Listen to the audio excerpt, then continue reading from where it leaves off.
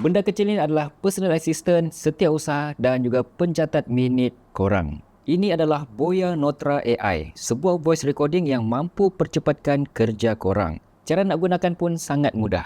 Pilih mod yang nak digunakan, 3 mod yang ada, ambient, phone dan juga bluetooth.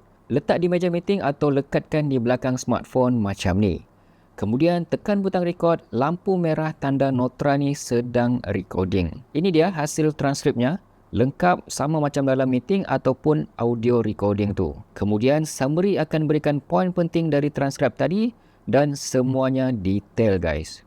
And bukan setakat tu, korang juga boleh dapat sekali dia punya mind map. Mudah untuk korang nak buat ulang kaji. Beratnya cuma 45 gram sahaja, kecil dan mudah untuk korang bawa ke mana-mana. Jadi kalau korang seorang business owner yang selalu attend meeting, selalu jumpa klien ataupun mungkin korang ni student yang selalu nak catat nota masa kuliah tu, korang boleh try dapatkan Boya Notra AI ni guys. Memang sangat membantu.